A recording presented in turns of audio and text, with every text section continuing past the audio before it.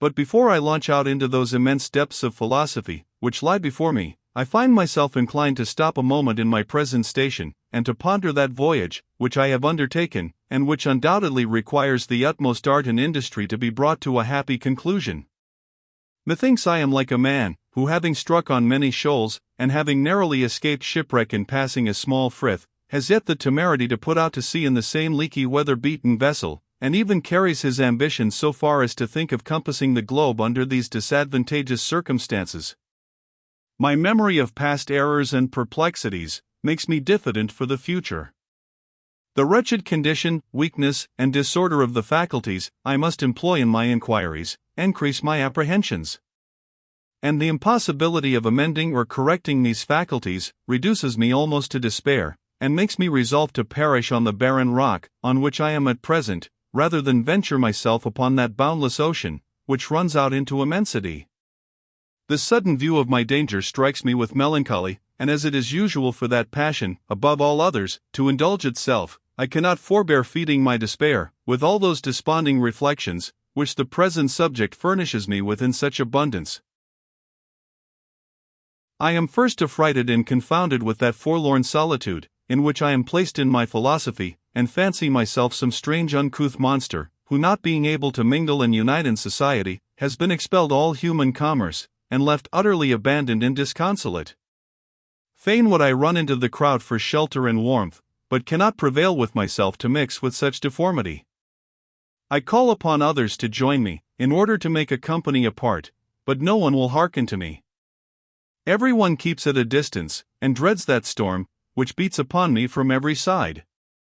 I have exposed myself to the enmity of all metaphysicians, logicians, mathematicians, and even theologians, and can I wonder at the insults I must suffer? I have declared my disapprobation of their systems, and can I be surprised if they should express a hatred of mine and of my person? When I look abroad, I foresee on every side dispute, contradiction, anger, calumny, and detraction. When I turn my eye inward, I find nothing but doubt and ignorance. All the world conspires to oppose and contradict me, though such is my weakness, that I feel all my opinions loosen and fall of themselves, when unsupported by the approbation of others. Every step I take is with hesitation, and every new reflection makes me dread an error and absurdity in my reasoning. For with what confidence can I venture upon such bold enterprises, when beside those numberless infirmities peculiar to myself, I find so many which are common to human nature? Can I be sure that in leaving all established opinions I am following truth, and by what criterion shall I distinguish her, even if fortune should at last guide me on her footsteps? After the most accurate and exact of my reasonings, I can give no reason why I should assent to it, and feel nothing but a strong propensity to consider objects strongly in that view, under which they appear to me. Experience is a principle, which instructs me in the several conjunctions of objects for the past. Habit is another principle, which determines me to expect the same for the future, and both of them conspiring to operate upon the imagination, make me form certain ideas in a more intense and lively manner than others, which are not attended with the same advantages.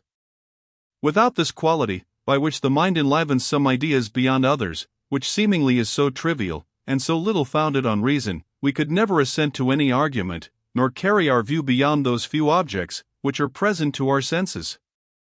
Nay, even to these objects we could never attribute any existence, but what was dependent on the senses, and must comprehend them entirely in that succession of perceptions, which constitutes our self or person.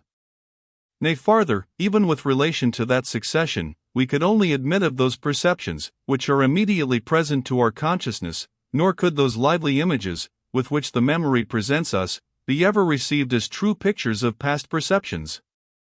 The memory, senses, and understanding are, therefore, all of them founded on the imagination, or the vivacity of our ideas.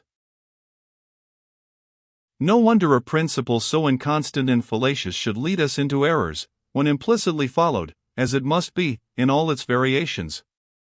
It is this principle which makes us reason from causes and effects, and it is the same principle which convinces us of the continued existence of external objects, when absent from the senses. But though these two operations be equally natural and necessary in the human mind, yet in some circumstances they are, 16, directly contrary, nor is it possible for us to reason justly and regularly from causes and effects, and at the same time believe the continued existence of matter. How then shall we adjust those principles together? Which of them shall we prefer? Or in case we prefer neither of them, but successively assent to both, as is usual among philosophers, with what confidence can we afterwards usurp that glorious title, when we thus knowingly embrace a manifest contradiction? 16. Sect. 4. This contradiction, 17, would be more excusable, were it compensated by any degree of solidity and satisfaction in the other parts of our reasoning. But the case is quite contrary. When we trace up the human understanding to its first principles, we find it to lead us into such sentiments as seem to turn into ridicule all our past pains and industry, and to discourage us from future inquiries. Nothing is more curiously inquired after by the mind of man than the causes of every phenomenon, nor are we content with knowing the immediate causes, but push on our inquiries till we arrive at the original and ultimate principle.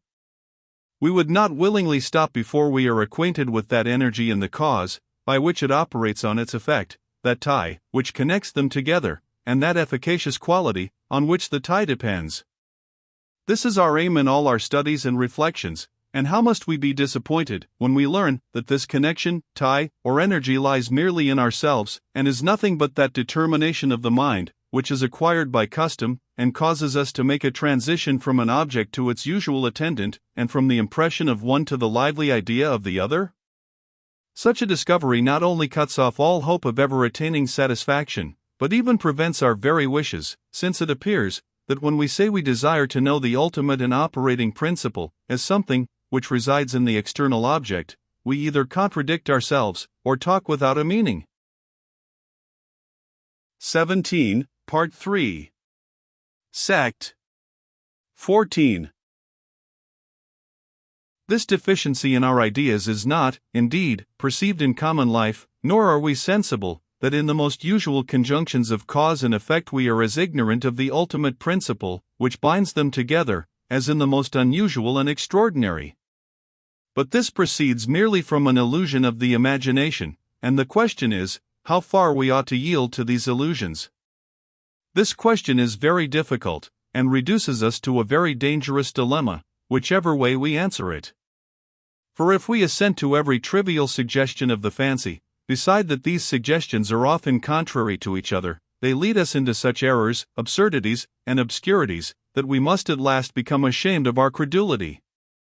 Nothing is more dangerous to reason than the flights of the imagination, and nothing has been the occasion of more mistakes among philosophers. Men of bright fancies may in this respect be compared to those angels, whom the Scripture represents as covering their eyes with their wings. This has already appeared in so many instances, that we may spare ourselves the trouble of enlarging upon it any farther.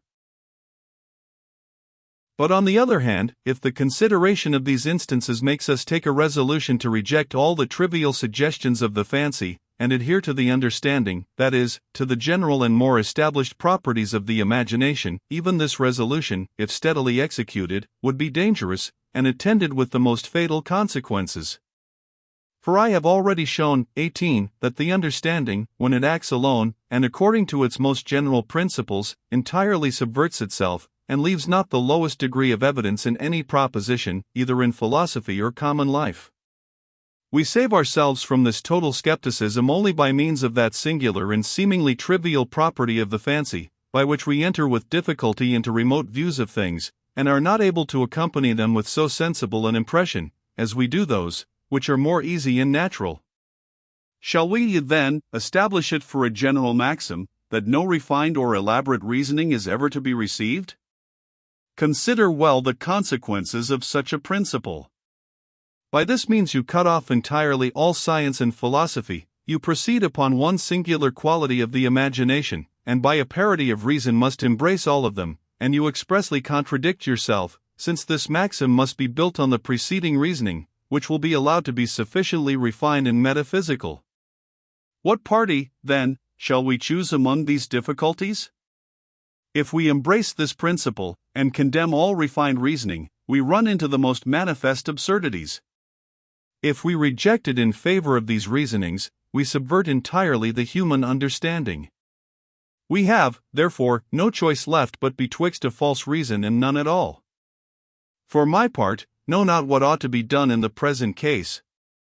I can only observe what is commonly done, which is, that this difficulty is seldom or never thought of, and even where it has once been present to the mind, is quickly forgot, and leaves but a small impression behind it. Very refined reflections have little or no influence upon us, and yet we do not, and cannot establish it for a rule, that they ought not to have any influence, which implies a manifest contradiction. 18. Sect 1. But what have I here said? That reflections very refined and metaphysical have little or no influence upon us. This opinion I can scarce forbear retracting, and condemning from my present feeling and experience.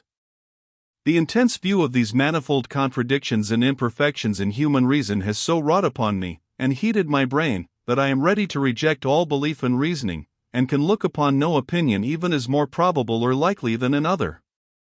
Where am I, or what? From what causes do I derive my existence, and to what condition shall I return? Whose favor shall I court, and whose anger must I dread? What beings surround me? And on whom have I any influence, or who have any influence on me? I am confounded with all these questions, and begin to fancy myself in the most deplorable condition imaginable, environed with the deepest darkness, and utterly deprived of the use of every member and faculty. Most fortunately it happens, that since reason is incapable of dispelling these clouds, nature herself suffices to that purpose, and cures me of this philosophical melancholy and delirium, either by relaxing this bent of mind, or by some avocation, and lively impression of my senses, which obliterate all these chimeras. I dine, I play a game of backgammon, I converse, and am merry with my friends, and when after 3 or 4 hours' amusement, I would return to these speculations, they appear so cold, and strained, and ridiculous, that I cannot find in my heart to enter into them any farther. Here then I find myself absolutely and necessarily determined to live, and talk, and act like other people in the common affairs of life. But notwithstanding that my natural propensity, and the course of my animal spirits and passions reduce me to this indolent belief in the general maxims of the world, I still feel such remains of my former disposition, that I am ready to throw all my books and papers into the fire, and resolve never more to renounce the pleasures of life for the sake of reasoning and philosophy. For those are my sentiments and that splenetic humor, which governs me at present. I may, nay I must yield to the current of nature, in submitting to my senses and understanding, and in this blind submission I shew most perfectly my skeptical disposition and principles. But does it follow, that I must strive against the current of nature, which leads me to indolence and pleasure, that I must seclude myself, in some measure, from the commerce and society of men, which is so agreeable, and that I must torture my brains with subtilities and sophistries, at the very time that I cannot satisfy myself concerning the reasonableness of so painful an application, nor have any tolerable prospect of arriving by its means at truth and certainty? Under what obligation do I lie of making such an abuse of time?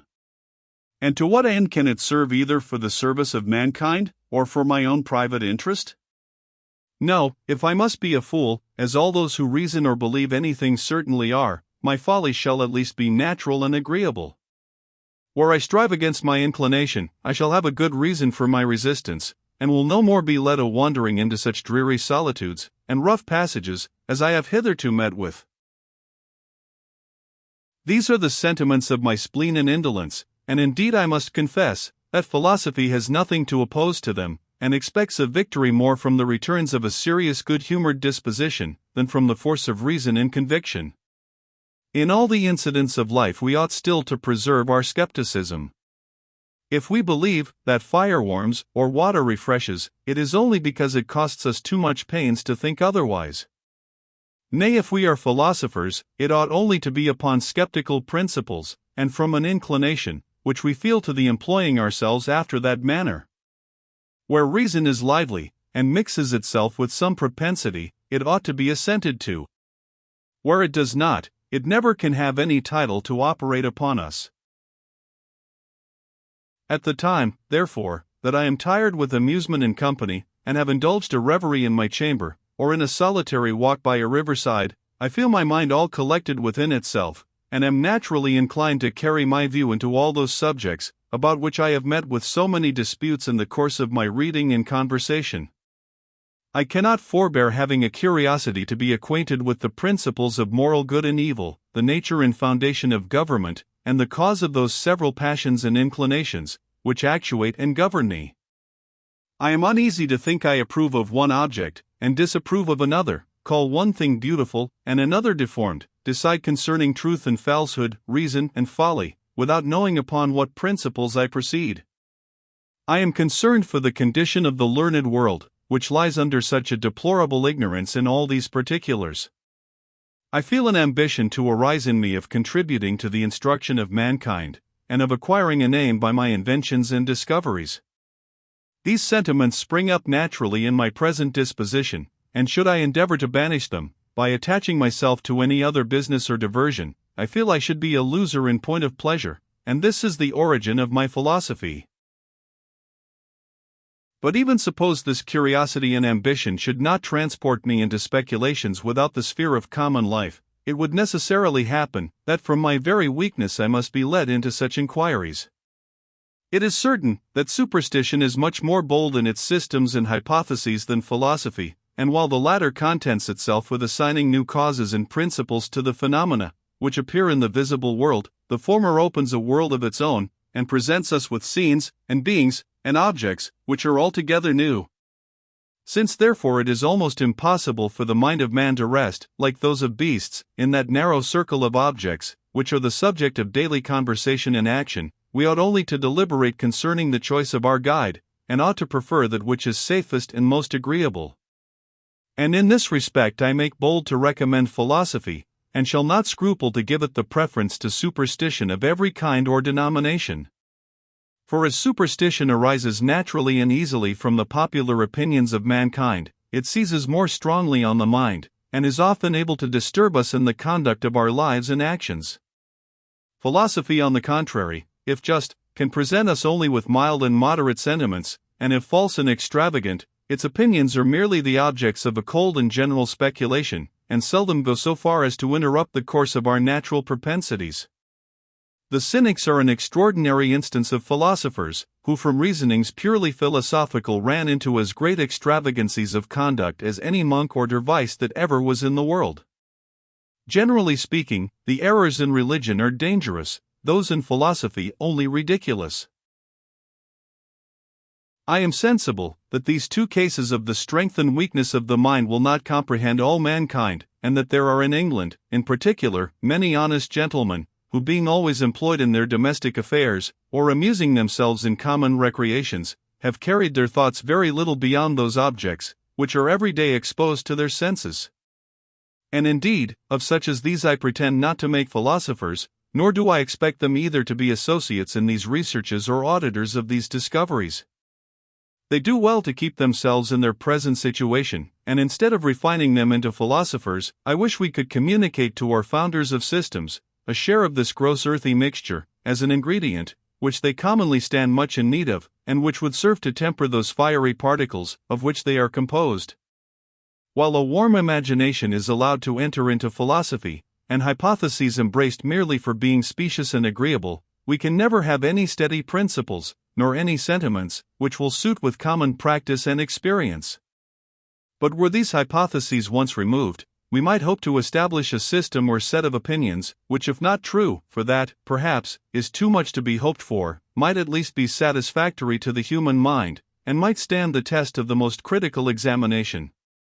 Nor should we despair of attaining this end, because of the many chimerical systems, which have successively arisen and decayed away among men, would we consider the shortness of that period, wherein these questions have been the subjects of inquiry and reasoning. 2,000 years with such long interruptions, and under such mighty discouragements are a small space of time to give any tolerable perfection to the sciences, and perhaps we are still in too early an age of the world to discover any principles, which will bear the examination of the latest posterity. For my part, my only hope is that I may contribute a little to the advancement of knowledge, by giving in some particulars a different turn to the speculations of philosophers, and pointing out to them more distinctly those subjects where alone they can expect assurance and conviction. Human nature is the only science of man, and yet has been hitherto the most neglected. It will be sufficient for me, if I can bring it a little more into fashion, and the hope of this serves to compose my temper from that spleen, and invigorate it from that indolence, which sometimes prevail upon me.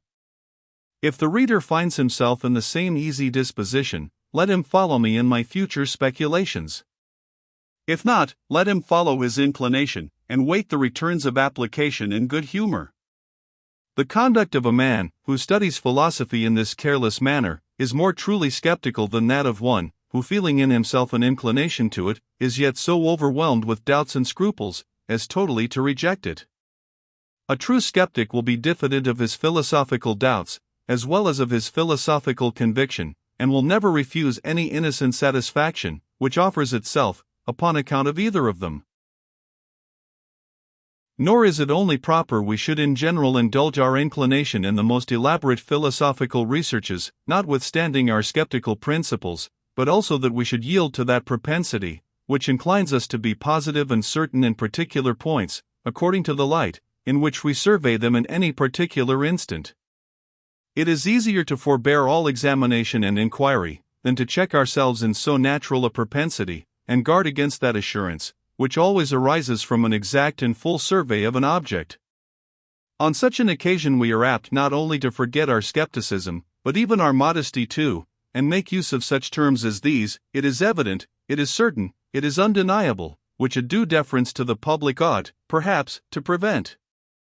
I may have fallen into this fault after the example of others, but I here enter a caveat against any objections which may be offered on that head, and declare that such expressions were extorted from me by the present view of the object, and imply no dogmatical spirit, nor conceited idea of my own judgment, which are sentiments that I am sensible can become no body, and a skeptic still less than any other.